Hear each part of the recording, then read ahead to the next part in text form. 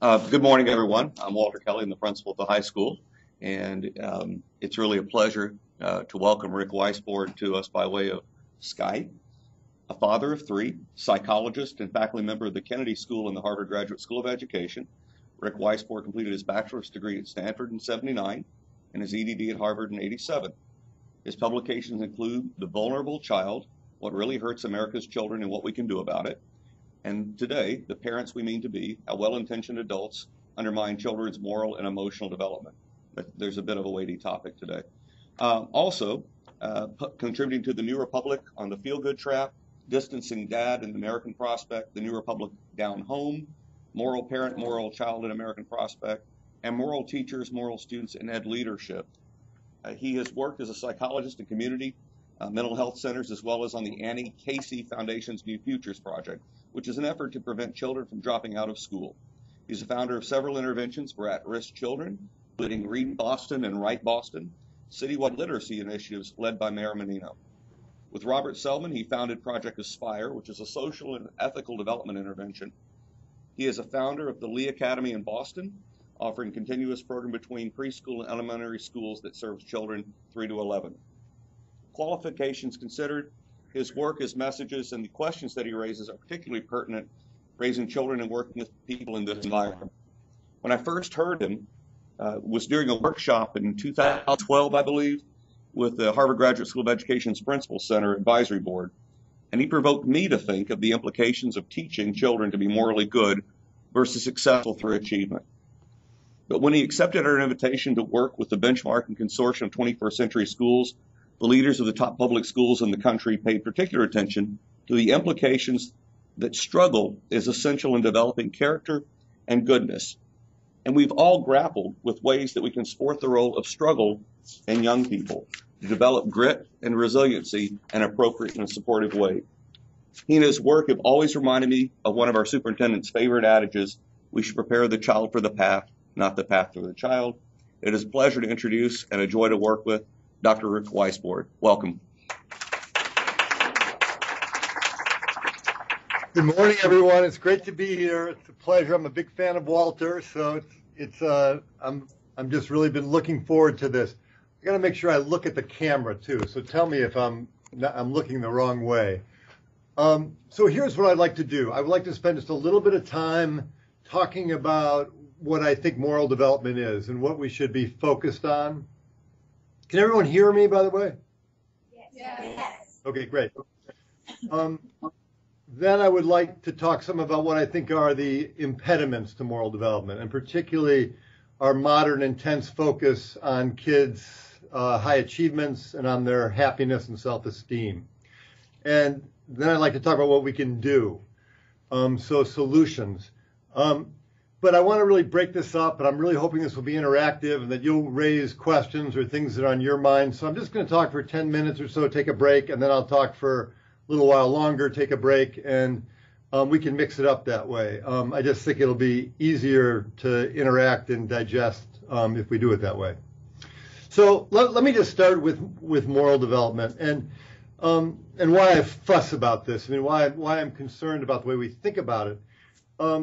You know, I think when most people think about moral development, they think we need to teach kids right and wrong. And there's a huge character education industry out there that's about teaching kids right and wrong. And a public agenda survey says that 70% of Americans think the biggest problem with kids today is that they don't know right from wrong. And they don't know fundamental values like caring and fairness and honesty. And I started to get concerned about this focus when my daughter was probably about 5 or 6 years old.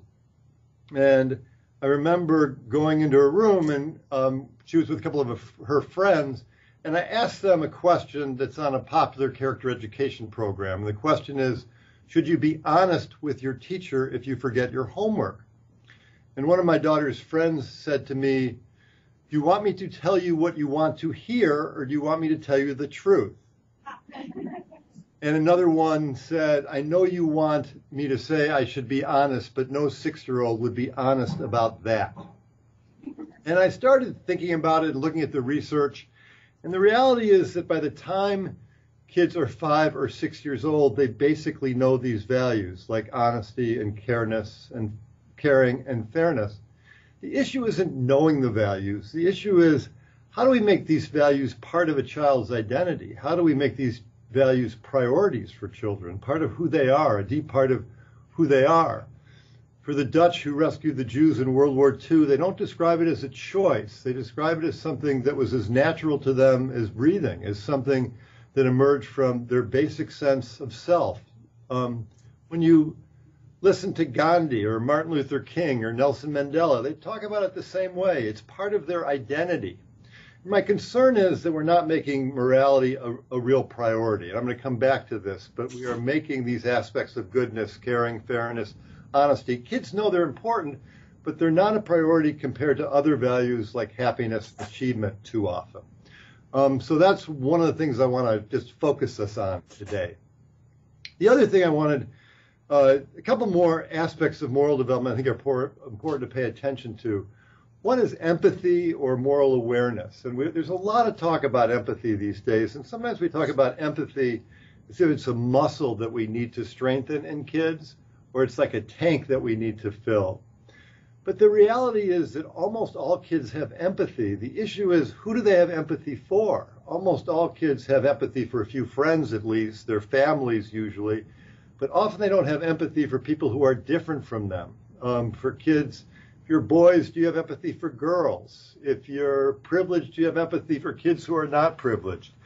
If you're, do you have empathy for kids who are disabled or kids who are immigrants or, a whole variety of kids who may be different from you in some way? And, I'm very aware of this with Harvard students, most of whom I think are very nice people, but they leave their crap all over the cafeteria, and they leave all the crap all over the hallways, and the custodians and the people who have to pick up for them are often not in their circle of concern. They're not in their circle of empathy.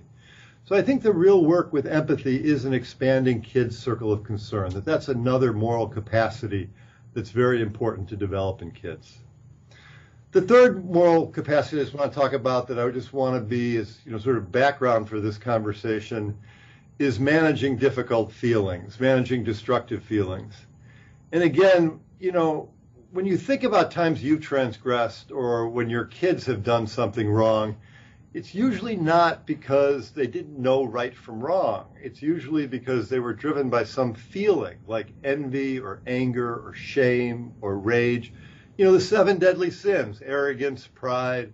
These are the things that cause us to transgress. So I think that at the core of moral development is also enabling kids to better manage these feelings. And I just want to mention 2 feelings in particular, one positive, one negative. A positive feeling that I think is super important for kids to develop is gratitude and a positive emotion. And gratitude is very important to our happiness, to our long-term well-being. But gratitude is also a moral emotion because, when we can appreciate what we have, we are far better at appreciating what other people don't have. And I worry that we have lost these rituals of gratitude in our culture. I think it's important to do things like blessings at the dinner table, even if you're not religious, to do some rituals where kids are having opportunities to really appreciate and thank people in their lives who've done important things for them. So this being more intentional and deliberate about gratitude seems very important. The other thing I just want to mention is shame as a destructive emotion, because there's a lot of evidence that shame is at the root of cheating and stealing and violence. There's a great book by James Gilligan that's about how shame is almost always at the root of violence. Disrespect is almost always at the root of violence. And so, I think helping kids manage shame, regulate shame, reducing shame is very important. And one thing that I worry about especially is that we have so few metrics for success in childhood. So, a lot of kids, I was aware of this with my own kids, measured how valuable they were in a sense by whether they were good in school or whether they were popular or whether they were good athletes. But, there are a lot of kids who aren't going to be really good in school and are not going to be great athletes, and they may not be popular. And kids can feel shame if they're not living up to those standards. And I think, we have to be much more fine-grained and subtle about who a person is and who a child is and what and the measures that we elevate for success. And, there are kids that are feisty and soulful and funny and warm and good companions and have many other qualities that I worry don't count. And because those qualities don't count, kids feel a lot of shame for not achieving a few metrics that we are elevating. Let me just move on to my concerns about the focus on happiness and achievement in relation to goodness, and then I'll probably take 5 or 10 minutes with this and stop, and then I would love to hear your questions or thoughts about what I'm saying. So let me start with happiness and self-esteem. And I did a study about 7 or 8 years ago, 5 schools, very different kinds of schools, one primarily affluent kids, one primarily low-income kids, a couple of very diverse schools, a couple of schools in the South, one in a working class area, one in a rural area, mostly working class area of Atlanta, suburb of Atlanta. The rural area was mostly working class and poor. And one of the things that we asked kids was this simple question: what's most important to you? Being a happy person, being a good person who cares about others, or achieving at a high level?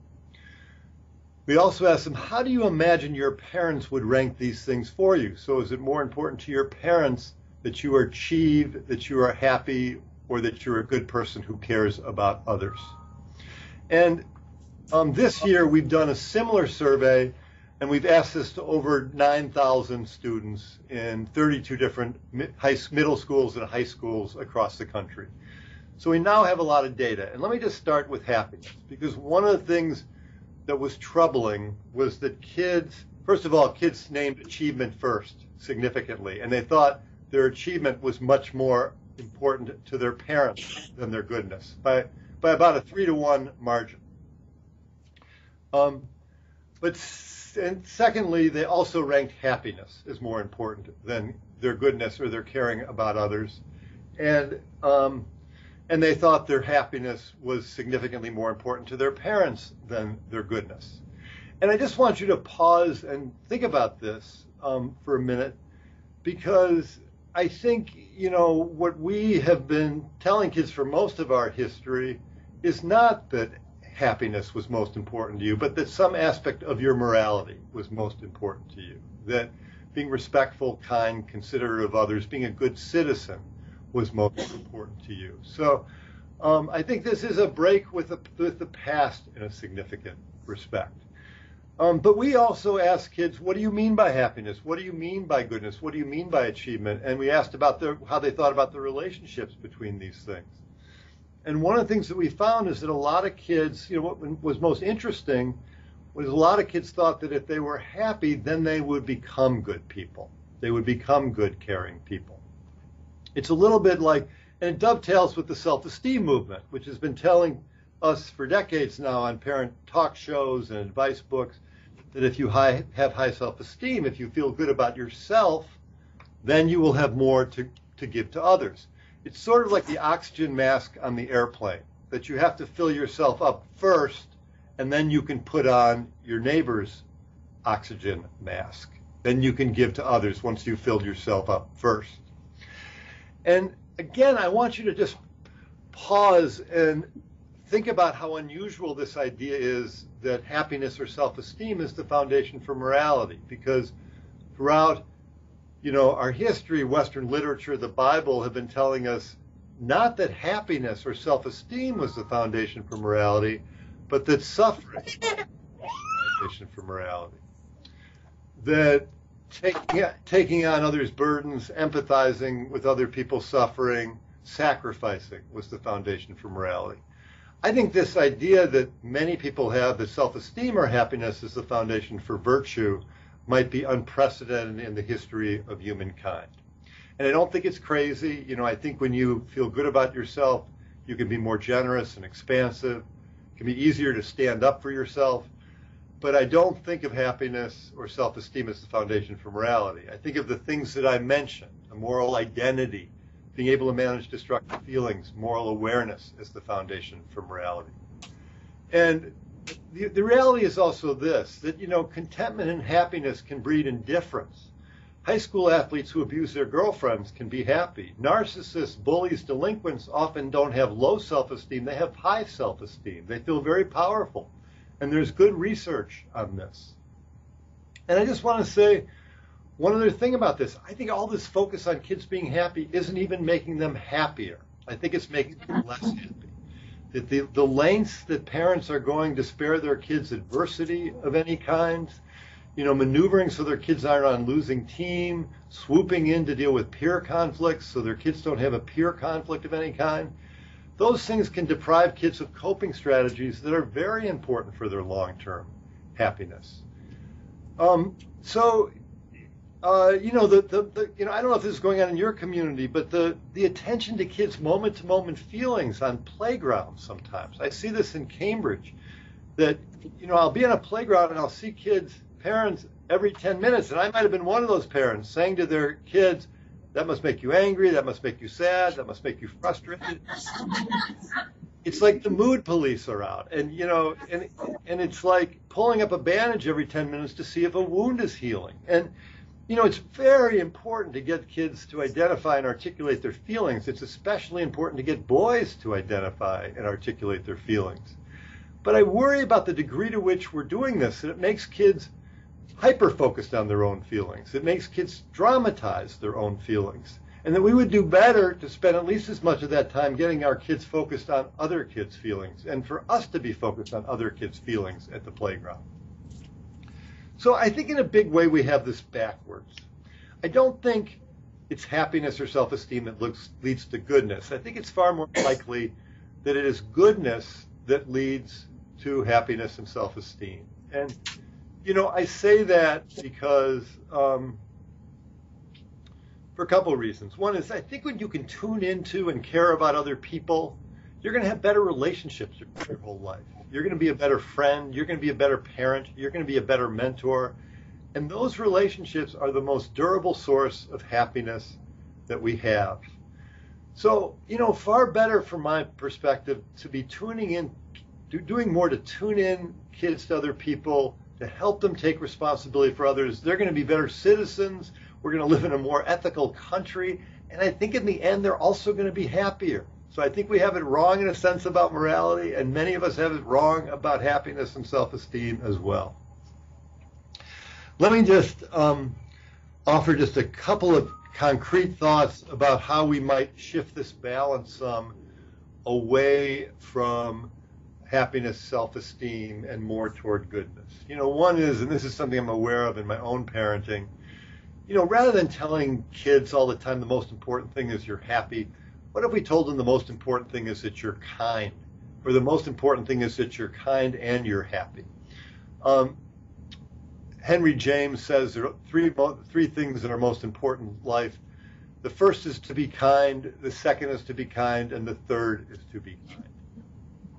The second thing that I just want to suggest to you is that I think we need to be aware of the small day-to-day ways in which we can prioritize our kids' happiness over their caring for other people. And I was aware that when my kids were young, I sometimes didn't require them to write thank you notes. I didn't require them to reach out to a friendless kid on the playground. I let them write off other kids' friends who they found annoying too quickly. Sometimes I let them occupy too much airtime when they were with other kids and other adults. Sometimes I let them to be not really respectful with my friends. And I realize in all these ways, these subtle ways, I am prioritizing their own feelings and happiness over their attention to others. And that it's really important in these day-to-day ways, instead, at these pivotal moments, that we do prioritize our kids' attention to others. Not saying we shouldn't be respectful of their feelings. Of course we should, our own kids. But not when they come in conflict with, in these ways, with basic responsibilities for others and basic care for others. And I worry we're living in an indulgent age where we're not attentive to these things. The other thing that I was going to say is that I think sometimes, I'll give you an example. I was interviewing a couple and they were deciding whether their daughter could quit the soccer team. And the mom said, let her quit. She's not having any fun. She's a very good soccer player. She's a junior in high school. And the dad says, but it's important for her college resume that she stay on the team. And I realized at some point that neither of them asked the question, does she have an obligation to the team? And I was talking to my wife about 6 months later, and my daughter was probably 14 at the time, and she was in a dance group, and she was thinking about quitting the dance group, and I remember saying to my wife, let her quit. She's not having any fun anymore. And my wife said, excuse me, Mr. Moral Development,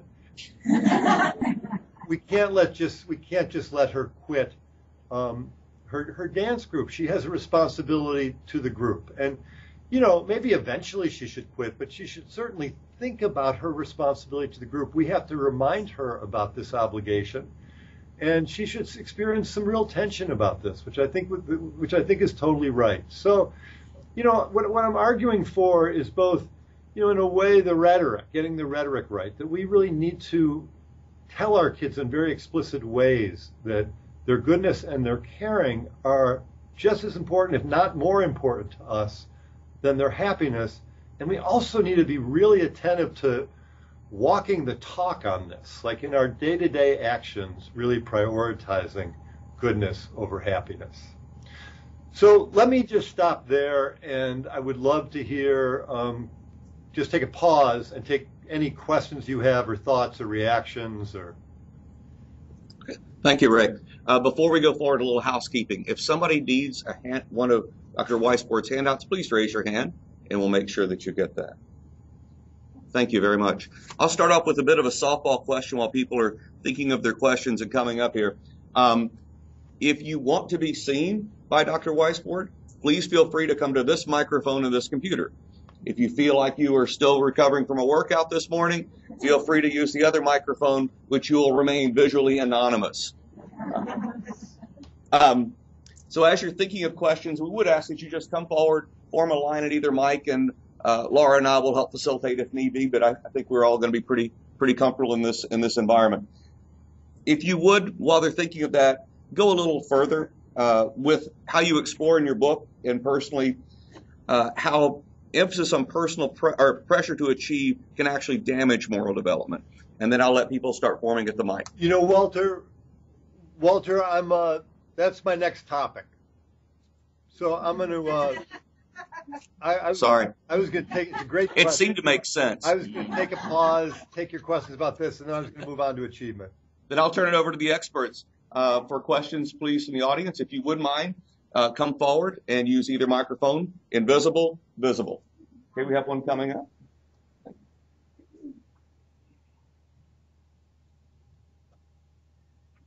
All right, so I will stand further back just because it is really that early.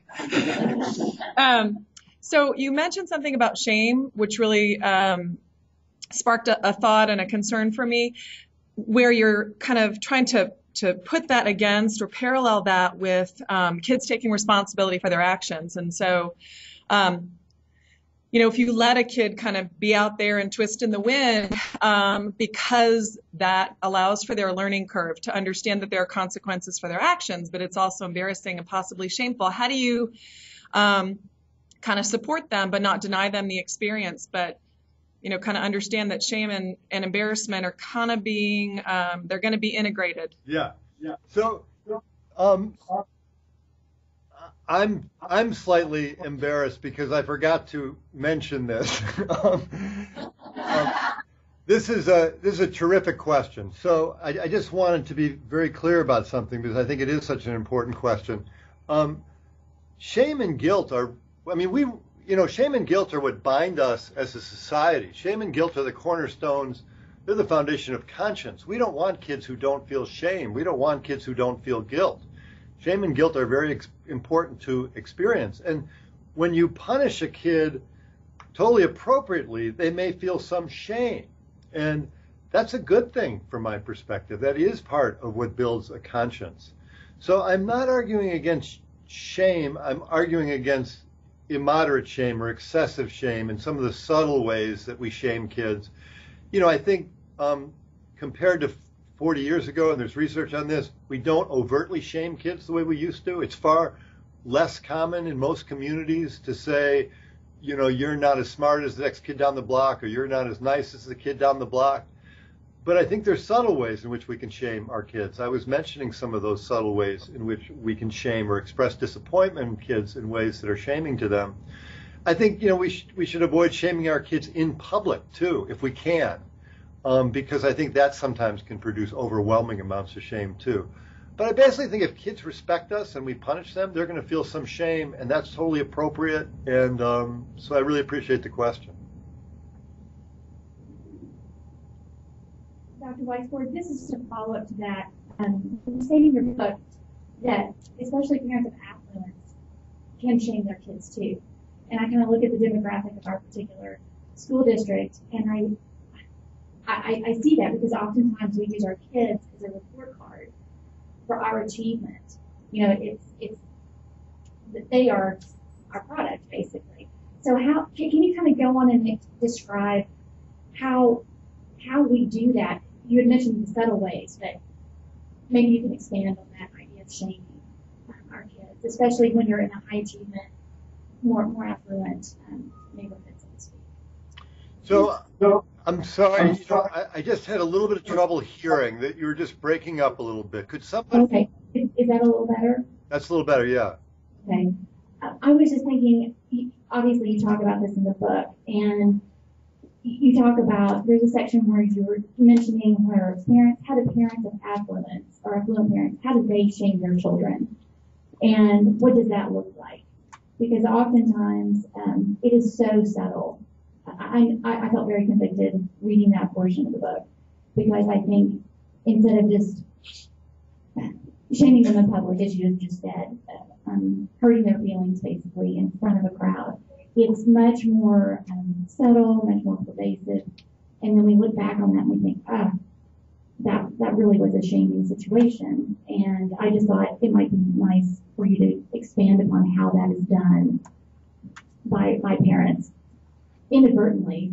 Yeah. So another great question. I think that this is a hard question. Part of what I was arguing in the book, which I think is true, is that, and by the way, there's an article in the New York Times that some of you may have read a few weeks ago called "Raising a Moral Child," where the author does recommend expressing disappointment to kids, and again, I think it's just the ways in which you express disappointment are really important. I think when you say to a kid, and I've said this to my kids, some version of, we have expectations around here that you're going to act a certain way, that's entirely appropriate. That, feeling some, and it's a way of expressing disappointment, but it's also a way of saying we have high ethical expectations for you, and you're better than this. And, you acted in a way that is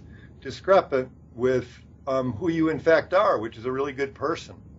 And, I think sometimes you have to say that, and that's different from disappointment that expresses in some way that you're a bad person, as opposed to you did a bad thing, and that distinction is very important to make.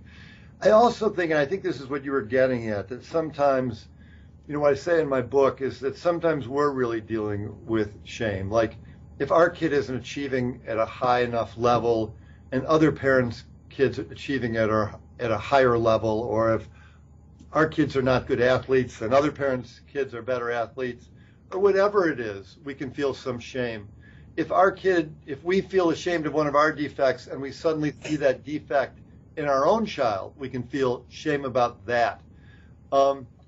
And so I was also arguing in the book that, being self-aware about our own shame is really important, and managing our own shame, because I think if we can manage our own shame and be able to say sometimes this is really my issue and not my child's issue, and sometimes that it's a very hard thing to do, and we need the support of our friends and our spouses and people we love to do that, then I just think we're much less likely to express shame in subtle, unconscious ways. Part of the research I was talking about are parents who are, a lot showing signs of disgust with their kids, and they're not really aware that they're showing signs of disgust.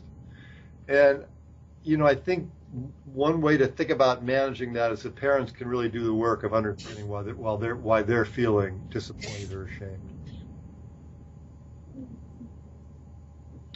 Other questions, or should I move on? We've got another. Hi, can you hear me? Yeah. Okay, great. I have a question.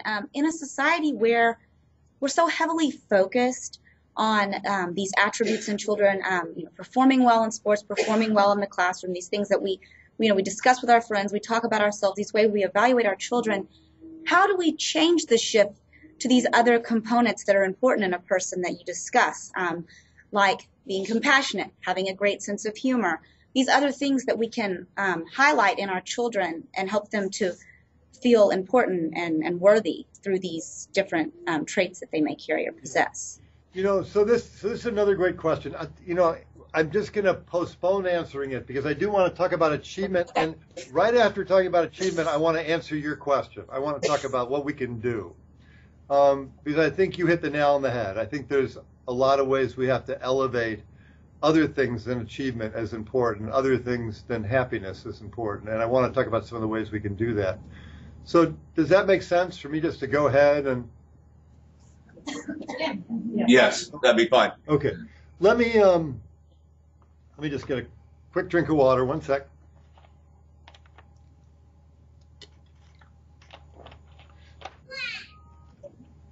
So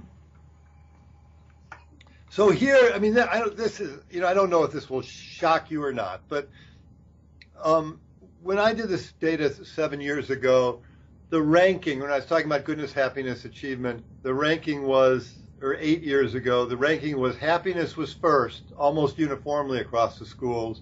Goodness was second, achievement was third. When we did the ranking this time, and again, over 9,000 students, 33 different schools, we saw something quite different, which is that achievement is first by far. Goodness is second, and happiness is third. So just even in the last 8 years, the number of parents who are valuing achievement and the number of kids who are valuing achievement has accelerated enormously. And, I talked to lots of people in independent schools, suburban schools, who are talking about severe achievement pressure and worried about it. And Sunaya Luthar and other people are, have research now that shows that kids in affluent communities are suffering rates of substance abuse, delinquency, depression, anxiety at rates as high as those of kids in low-income communities. And that's despite the many stresses that low-income communities are experiencing. Rates of depression are 2 to 3 times higher in affluent girls than they are in the general population. Among college students at Harvard and the other Ivy League schools, we're seeing really high rates of anxiety, depression. Something like 25% of kids are on medication for depression or anxiety at some point during their Harvard career. So we have a lot of really stressed out kids out there. And I just want to say a couple things. I think that there's a few different problems here. I think there are some parents who are doing things that are outright unethical in support of their kids' achievement. And I mean things like they are they're getting their kids falsely diagnosed as having ADD, so they have more time on the SAT, or they're paying $40,000 for a college counselor without any real sense of equity, or they're threatening to sue school teachers or counselors who don't write good recommendations for their kids. And this is a small fraction of parents. I don't want to caricature parents, but I think that they can affect the other parent population who begins to compete with them. And I also think there's a community service Olympics going on out there. Who can get the most high-profile community service opportunity?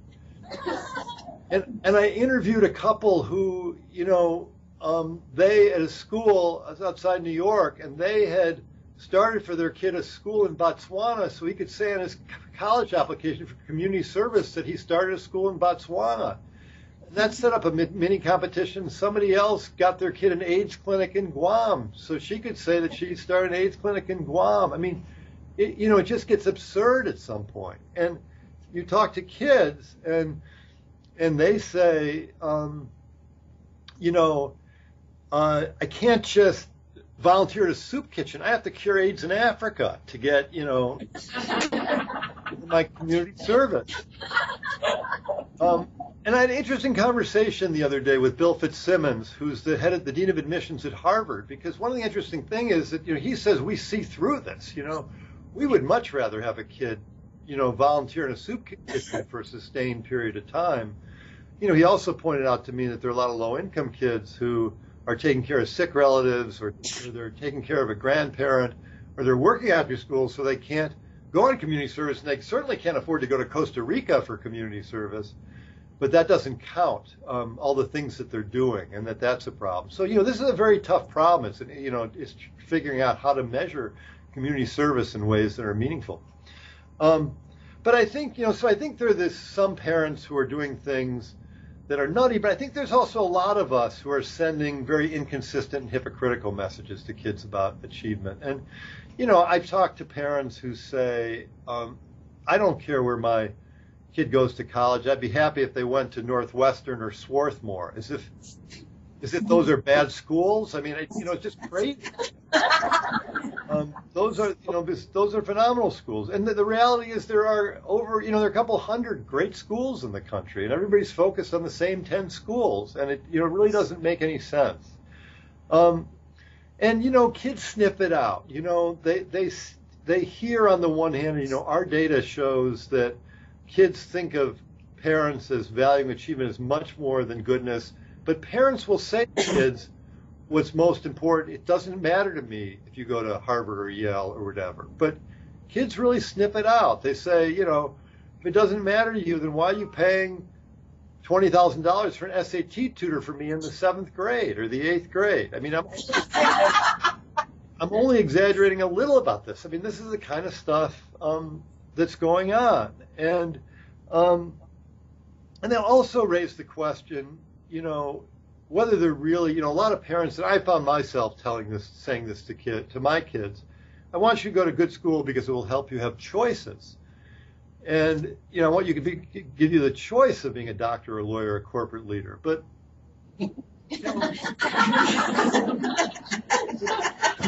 what some kids said to me, I think legitimately is, when they're under such intense pressure to achieve, are they really being given the choice to be a firefighter or florist or a carpenter or, a profession that's not high status in these ways?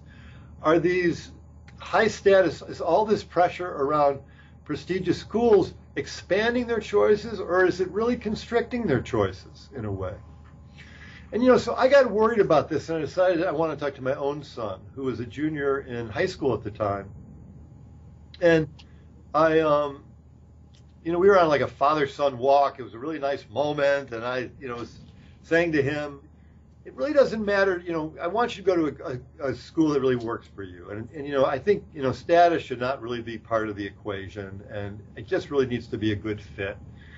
And he said it in a pretty nice way, but he basically said, Dad, that is the biggest crock of crap I've ever heard. He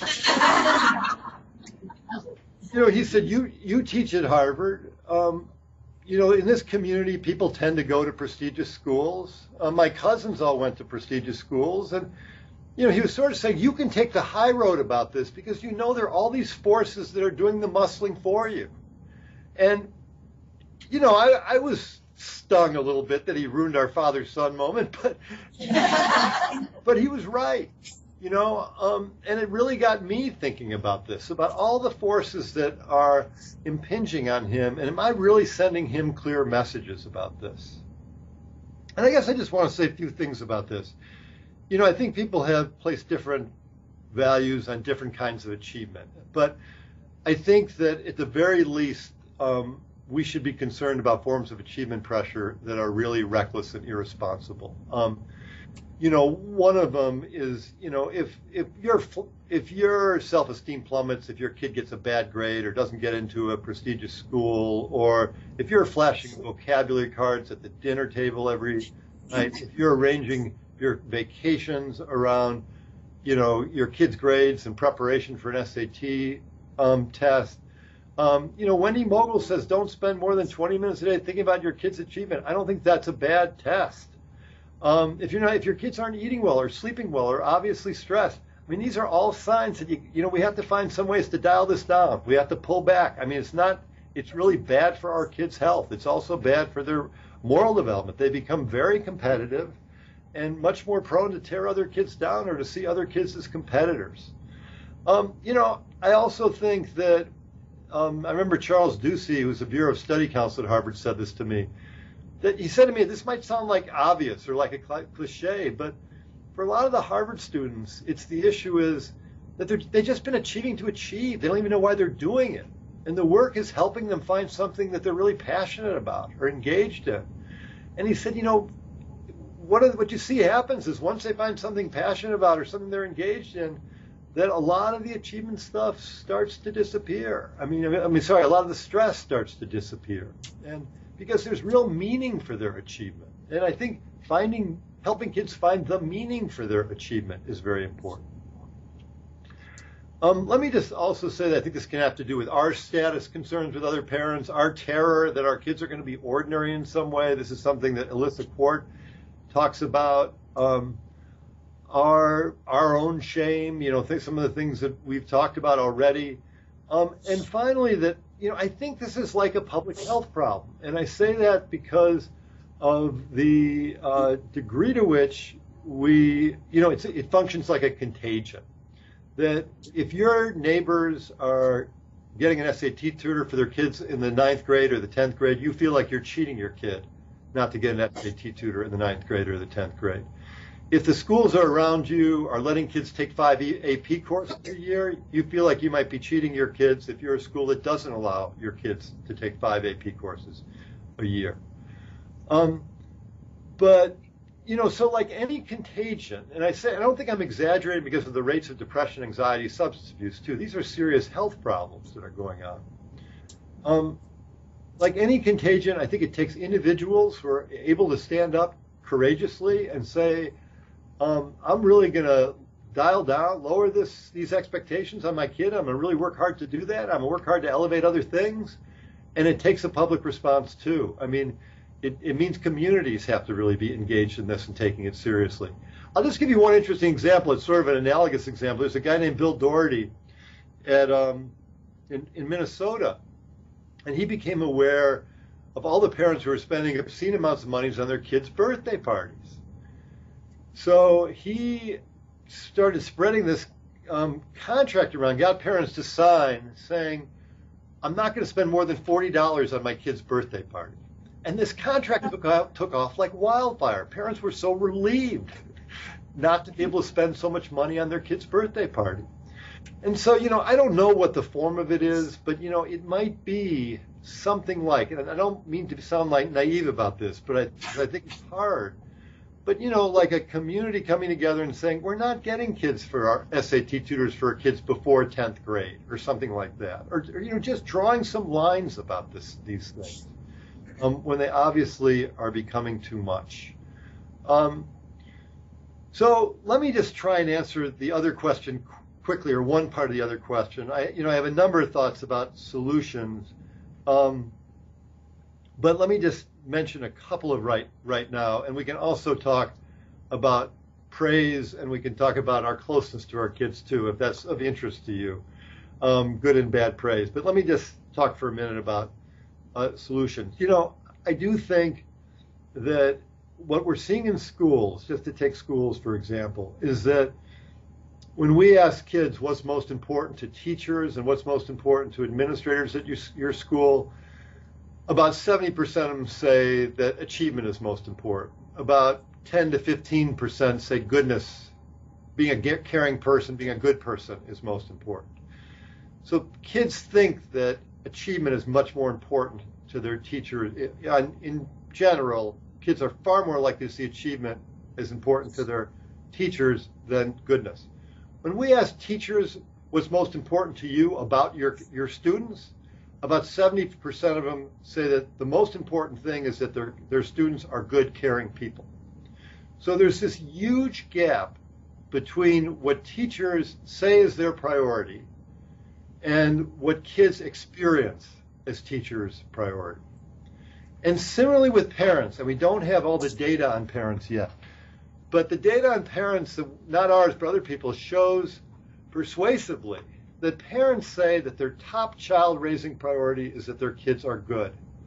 When you ask kids what they think their parents' top child raising priority is, they don't say good. They say achievement. They tend to say achievement first and happiness second. And so, I think a lot of this is like in a school environment and at home, how do we really signal to kids that being a good, caring person really is the priority here? And how do we signal that in an era where there is so much pressure about achievement and high-stakes testing and getting into prestigious colleges? And I just, I don't know your school or your community well enough, but I think that, one way to begin the conversation is actually, we have a survey you could take. It takes about 15 or 20 minutes for kids to do, for teachers to do, for parents to do, is to spark the conversation, to look at the data and actually have the conversation based on the data. What is it that we want to do here? Are there rituals in schools that we want to establish that are ethical rituals?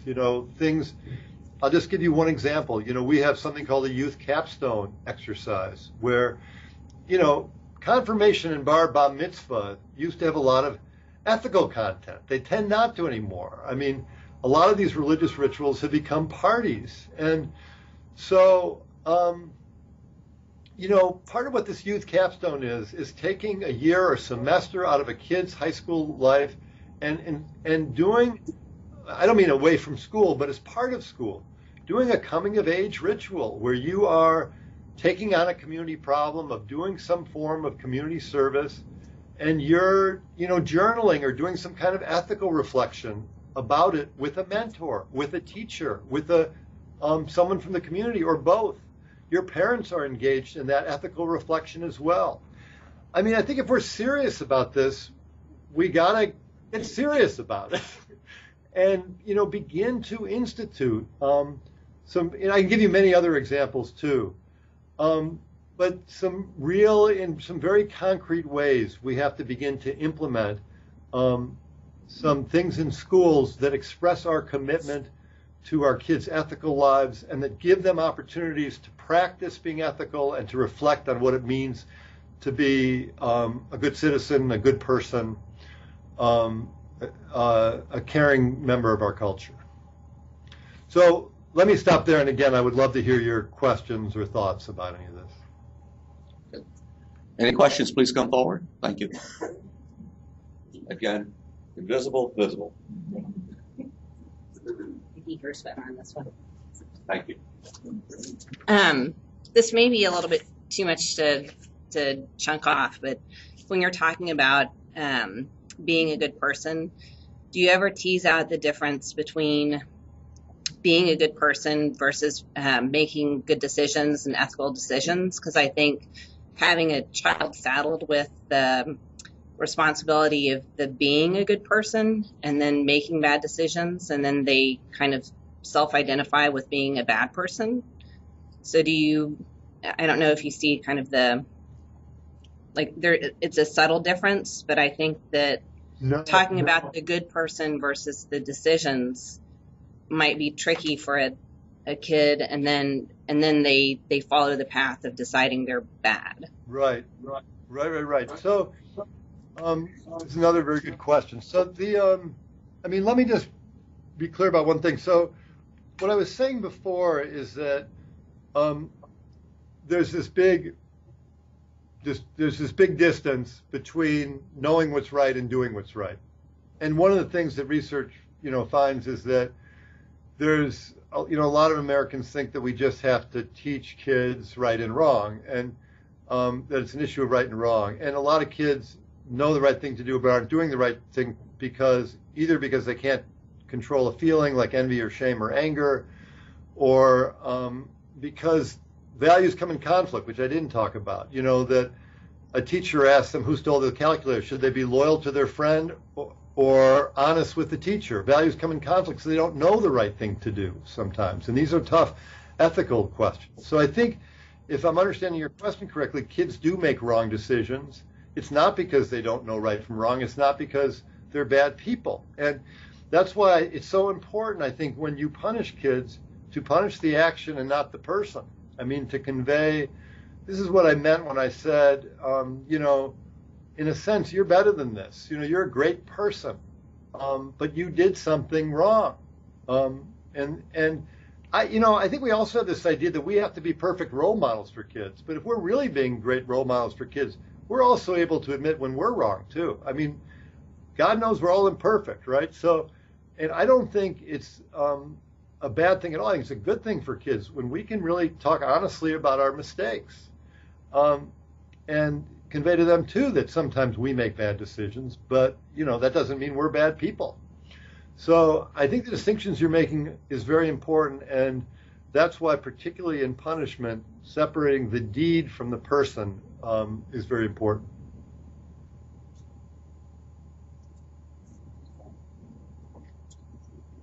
And we have another. I have an idea, a question for you about teachers and education. What do you feel like is the level when you evaluate from this perspective on a teacher or education of what's the level of when something is getting so hard, or trying to get a teacher to make it so difficult, or failing children, or what in your lifetime have you seen as the best teacher role model example that can display to their students this moral character of achievement, or telling them that they've done from one area to another area getting better?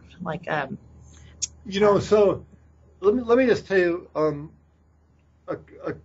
a couple of things that that seem important to me about this. There are a lot of teachers out there, wonderful teachers, who I think take morality very seriously. And one of the things we're going to start doing on our website, I did want to mention our website later in case you're interested, but there's a bunch of resources there, is showcase some of those schools where teachers are really doing great things.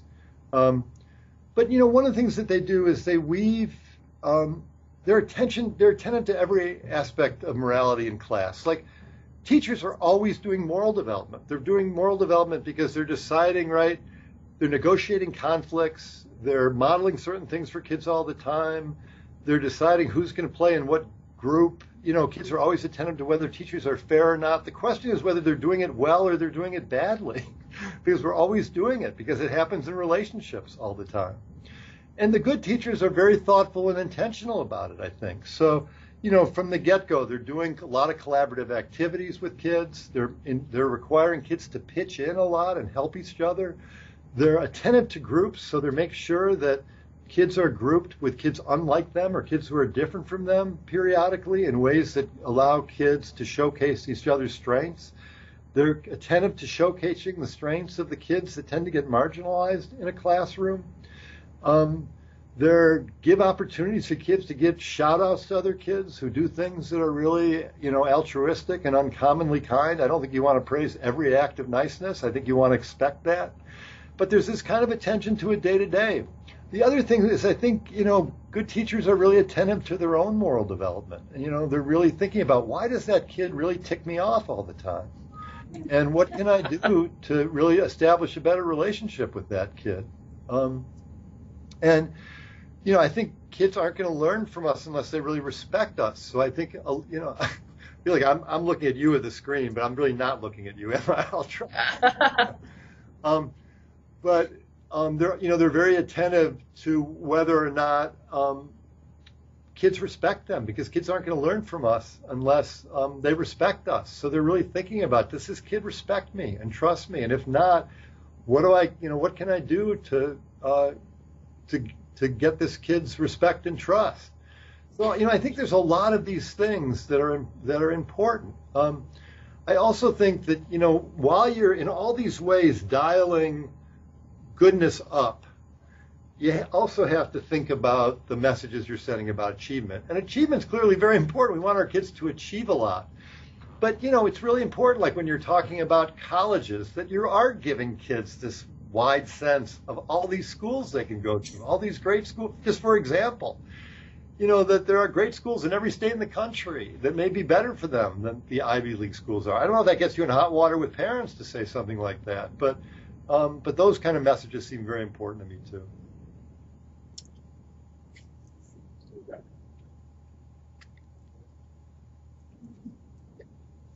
Could you tell us how you see other countries dealing with this? Are there any of our, Western competitor peer countries that, are succeeding at, instilling moral development? Yeah. So these are all excellent questions. I am not an expert on other countries, so I just want to clarify that. I mean, I know something about other countries. I will tell you this, though, and I forgot to mention this. There are big race, class, and culture differences in the things that I'm describing. So, in many African American communities, for example, there isn't this intense focus on happiness, and there is a willingness for kids to experience stress in a healthy way. There is more sense of collective responsibility for the community.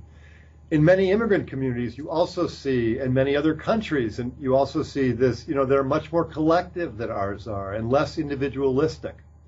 One of the things that happens to immigrant families when they come to this country, immigrant kids, when they first get here, are doing better than their non-immigrant American counterparts on almost all the emotional and ethical measures. They're less likely to abuse drugs, less likely to be delinquent, to have behavior problems, to be depressed than their non-immigrant American counterparts.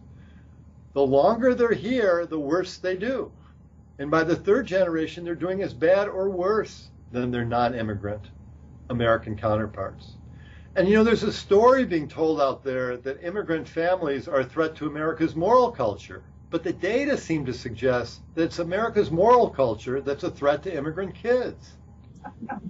And, a lot of that might be exposure to the media. It also might be, the degree to which we focus on individualism in this country and the ways in which, for these immigrant kids, individualism and collectivism collide. And that can be harmful in itself, because I think kids are not as caring or attentive to others in ways that can make them happy, ultimately. But it can also create real fractures with their parents. And we hear this a lot from immigrant kids, that their parents really are focused more on collective responsibility and respect. We have, can we do 3 questions here? 3 more questions, and then I could offer some additional thoughts, or what do you think? That'd be great. Okay. Thanks for being here this morning. You started off your talk by mentioning making values part of our children's identity. And in research and learning that I've done, is very consistent with what you're saying, that values lead to behavior. So what you're suggesting, as I'm understanding it, is that if we make values important to them, then that leads to caring behavior. Part of that flow chart that I've seen is kind of takes a step backwards from that, where it goes, beliefs lead to values, values lead to behaviors. And I wondered if you could talk for a moment about the importance of a belief foundation or a belief system that influences values. I may be using beliefs and values in ways that are very connected or entwined. I mean, tell me if you think this is, I'm not sure if this will answer your question, so tell me if I am or am not answering your question. But, I think there are a whole set of religious beliefs, for example, that kids can internalize that become values in a sense. Or the values and the beliefs are very entwined. The beliefs express certain values. And one of the things we find in our data is that kids in religious communities are more likely to say that goodness is more important to them, for example. And I have no idea if they're more likely to act more altruistically or more caring, but they're more likely to say it. I mean, they're more likely to say it's a priority. And, part of what I'm saying here is that whether you're religious or not religious, I mean, I think, religious participation can have enormous benefits for kids, and it can have costs if the religion is intolerant or if the religion is too dogmatic or sexist or racist.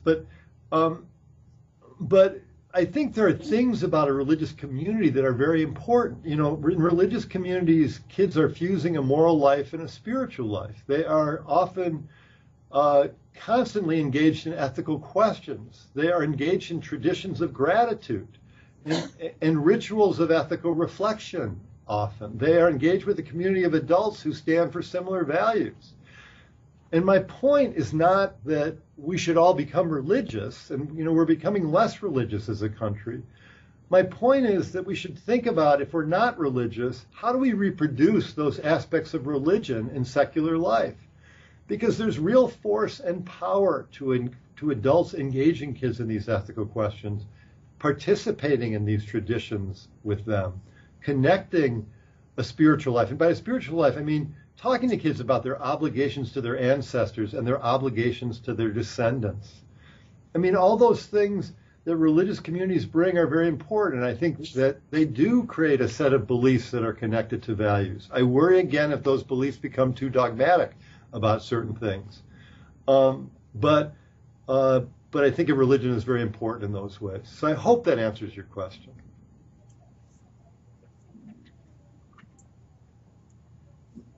Thank you as well for being here. While I liked your suggestion about not spending more than 20 minutes on thinking about your kid's achievement, I'm just curious to know what you think might be an underachiever, perhaps a little bit of a lazy child who could do more but doesn't want to actually focus on the homework. And, how do you help that child without making it seem like, I don't expect necessarily straight A's or perfection. It's not that. It's just the struggles of getting through things sometimes. Yeah, so let me just say that the Wendy Mogul rule, I know I'm violating the Wendy Mogul rule, but I do think there are times where kids have learning disabilities or learning difficulties of some kind where it makes more sense to be thinking about their achievement. I mean, I don't think that rule applies uniformly. But I have 3 kids, and I have 2 kids who, through much of their childhood, I really struggled to get them focused on school. They just were not really focused on school. They're very social, and for different reasons. I think one of them is, can get anxious, and that makes it hard to focus on school. I think the other I know has pretty significant ADD, so I think this issue of getting kids motivated, I mean, a lot of it is really understanding why they're not motivated. Are they not motivated because they actually are in boring classes? Are they not motivated, because the material is not engaging to them and nobody's really connected with them? Are they not motivating because they're rebelling against you? I'm not saying you, but any parent and all the achievement pressure that they're under. Are they not motivated because they are concerned about something going on romantically a lot, or there's some concern about something socially a lot, and that's making them anxious? Are they not motivated because they have ADD or some underlying problem like that really needs attention of some kind? So I think the understanding, the diagnostic, in a sense, aspect of this becomes very important. It's hard to respond to this generically. I do think that Carol Dweck's research is really interesting. I'm not a big fan of this grit notion, I will just say, just because I think grit isn't one thing, that a lot of kids don't have grit because they're anxious or have ADD or because school is tough for them in some way, and I don't think we should say those kids don't have grit. I have a real problem with that. That's something we can certainly discuss. But I think that the Carol Dweck work around growth mindset, which is connected to grit in some ways, is very important. And Angela Duckworth talks about Carol Dweck's work. Angela Duckworth is the one who's really elevated the grit idea. And it's just the idea that kids sometimes don't achieve. What happens to them is we tell them they're smart all the time, and then they don't do well on a test or something, and it depresses their effort. if we get them in a growth mindset, which is not about your innate intelligence, it's about your effort, it's about how hard you work, that getting smart is something that you become, it's not something you are, and we give them information that's very concrete when they don't do well on a test, it's far more likely to accelerate their effort or to increase their effort. So that's why I am making the case that it's as a generic strategy, I do think it's really important to focus on growth and on effort, on intelligence being something that you can become.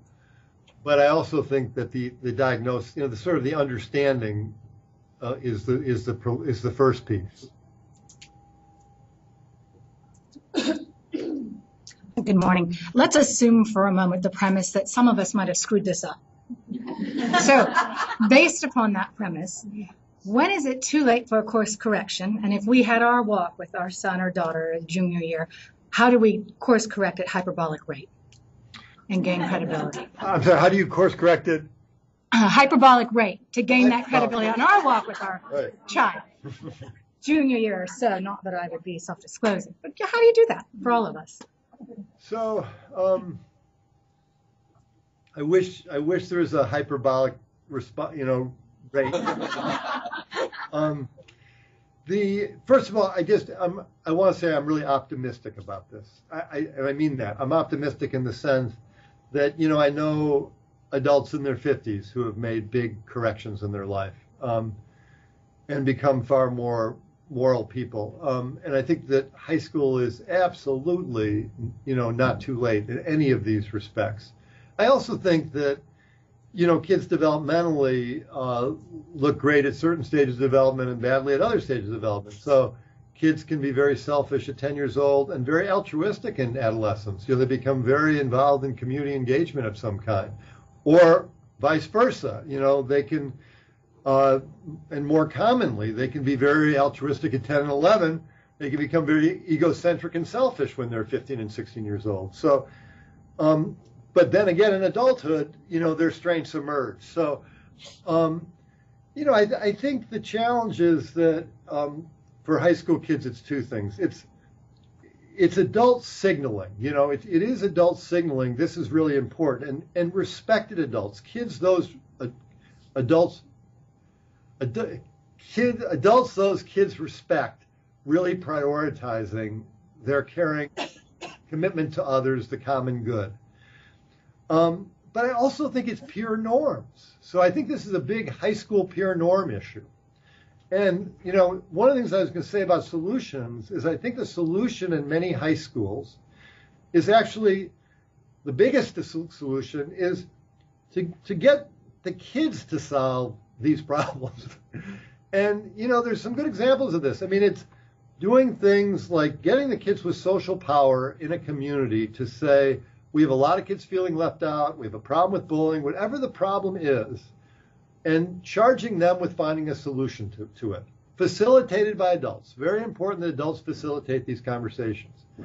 But, if you get, like the data I was describing to you, like if you do a survey and you see that the buses aren't safe or the hallways aren't safe or certain kids are feeling bullied or certain kids are left out a lot, or there's a lot of sexual harassment going on, or girls are feeling mistreated, I think it's really important to put the teens, students themselves, in charge of figuring out solutions to those problems with adult facilitation. Because I think students at this age are so responsive to peer norms. They're so responsive to what their peers are signaling. So a lot of this is identifying those teens with social power and getting them to take leadership. Thank you very much. We have about 10 more minutes. Is that correct? Is that okay? Yeah. Okay. Turn it back over to you. So let me just say, just one quick thing about praise, and maybe we'll have a chance to talk about closeness a little bit, and then we'll have a few more minutes for questions.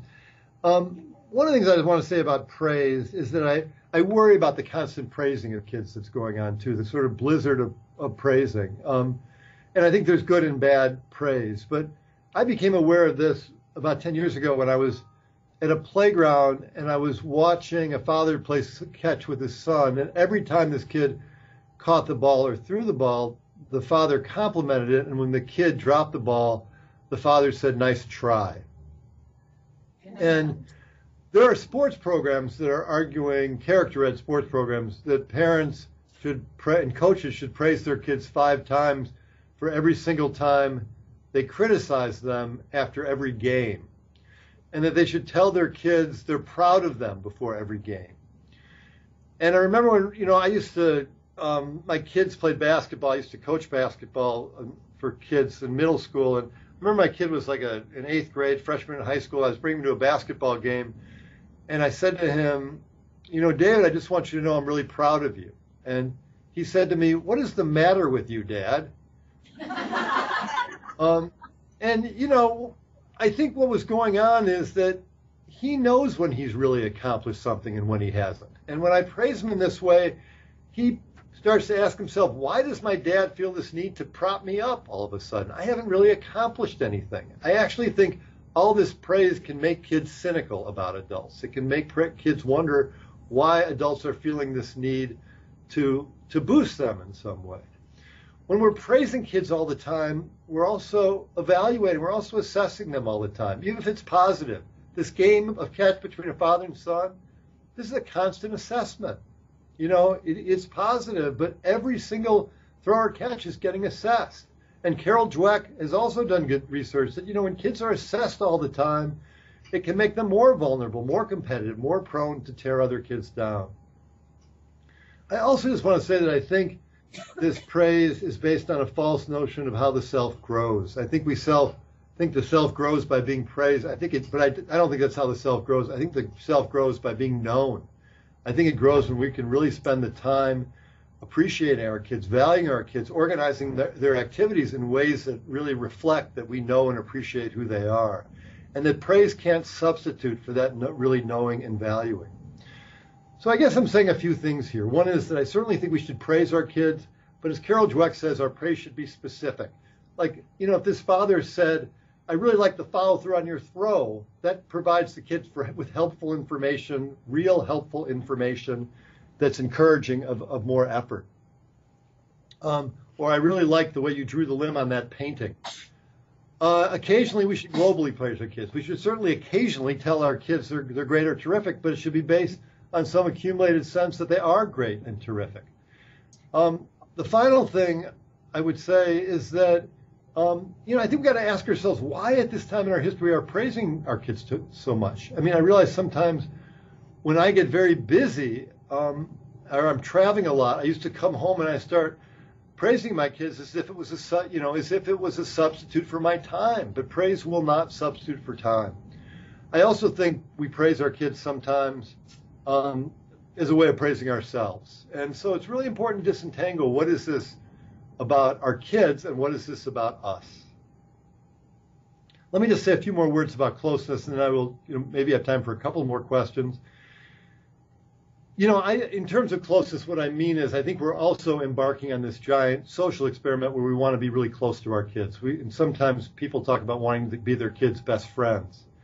And there's things that are wonderful about this. I think it's wonderful that parents want more relaxed, fun time with their kids, that parents want their kids to reveal more of themselves to them. They want to know more about their kids' lives, that parents are often, when it's appropriate, revealing more about their own lives to their kids.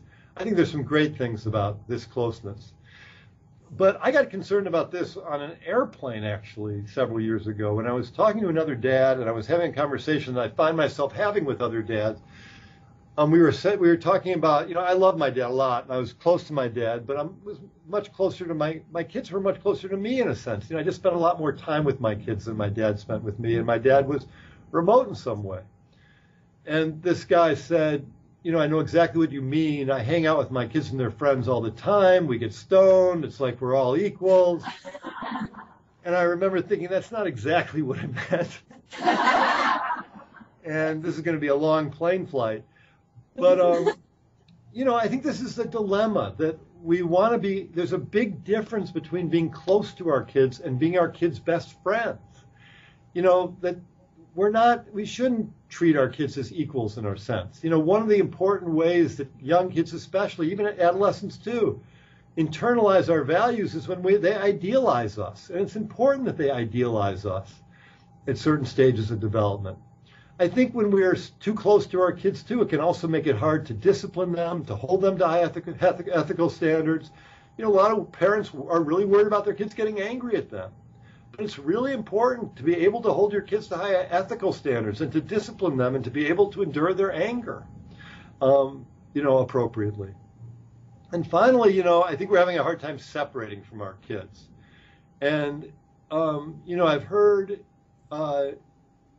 some psychologists on the radio talking about parents having letting go disorder, that particularly as kids enter adolescence. And I remember I had this with my own son. I had a hard time letting him separate. But we got to let our kids separate. That's so important. Our appreciating them as separate is so important for their appreciating other people as separate. And so, I guess I just want to say a couple things about this. One, in the final analysis, I think we always have to be our kids' parents and not their friends when those things come in conflict. I also just want to point out that, as a trend, we have fewer and fewer friends, and adults are spending less time with their friends. And I think that can make us more dependent on our kids for closeness. And I just think we need to be aware of that trend. One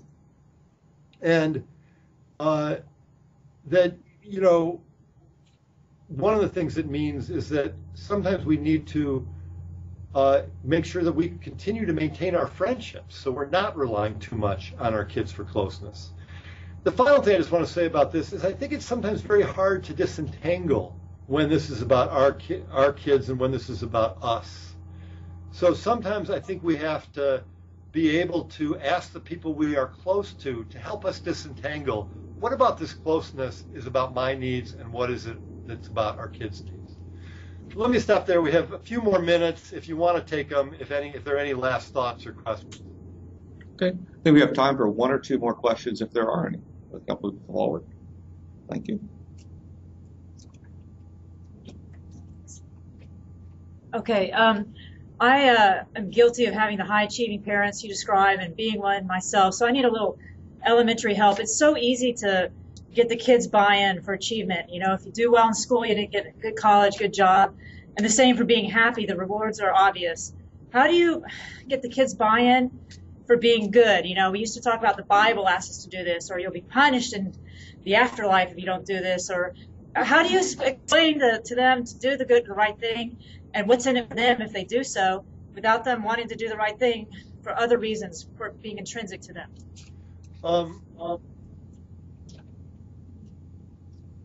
Sorry, I'm just writing down your thought because I think it's important. So I think this is a great question, and I think one of the things that I'm suggesting two messages, one of which I didn't mention.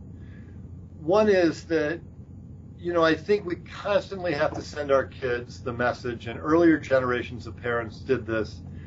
When my kids were young, I used to say, be nice to other kids because then they'll be nice to you. Or I heard coaches say, pass the ball because then other kids will pass the ball back to you. But the reality is that we really have got to get back to talking about morality for its own sake. It's important to be good to be good. It's important to do the right thing because it's right. It's important to be moral to be moral. We will never have a functioning society unless we send that message to our kids, and then unless we show our kids that it's always more, that it's important to be good for goodness' sake. I also think that we can send the message that if you are good and if you are caring to other people, in fact, you are going to have better relationships your whole life. So that is an important source of happiness for you. So these are two different messages to send. But, in the end, I do think there is important to take a hard line here and saying, what's most important to me, in fact, is that you're good. I hope if you don't see that now, I hope you will see that at some later stage of your development. Because, at some later stage, I think that you're going to be able to recognize how important that is for a community and how important it is for me. Hi, I'm sorry I'm the last question, but I just wanted to kind of frame this. I have a few kids from 22 to 12, and all of them are stressed. I have one going to graduate school who's now wanting to take a gap year. I have a friend whose child is going to college who wants to take a gap year, and I feel like so much of what we do is so over-programmed. And, you know, we always have been told, oh, limit your kids' TV watching to an hour, limit the sports to X, Y, or Z. And I guess I was wondering, how much time have your studies ever included how much we're programming our kids and how that's affecting our ability to give them time for moral thought processes? Well, it's a great question. You know, kids are spending a huge amount of time on screens. They're spending a huge amount of time in watching TV, video games. I think they're getting programmed in all kinds of ways. And so, you know, I'm doing research now on young people's romantic relationships. So I certainly think about images of romantic and sexual relationships that kids are getting inundated with on TV and through technology too. I just think this is the kind of thing we have to become much more literate about. Like, what are they watching? We need to have conversations with them about the ethical messages they're taking from it. We need, you know, sometimes we have to limit the amount of TV. You know, I certainly worked hard to limit the amount of TV watching our kids did, but, you know, you can't do that totally. And if they're going to be watching it, I just think we got to be engaged in conversations with them about it. I'm rushing this, but I know we have to stop. But those are some quick thoughts about that. And I really think these have been wonderful questions. I also just wanted to say, I did want to mention this Making Caring Common website, just in case anybody's interested in it, because we do have a bunch of resources. And if you get on our email list, we'll be sending you materials, resources, too. So. Well, Rick, thank you very much. I want to thank you for a few things in particular. Thanks for making sure that we're aware of the circle of empathy of our children and ourselves and how we manage difficult and destructive feelings in the way that we work with children and even in ourselves. I also want to thank you for reminding us to separate our own shame from our children and providing criticism privately and being aware of public criticism of our children. Thank you for reminding us to attend to the underpinnings of raising good people as opposed to primarily attending to the achievements of our children.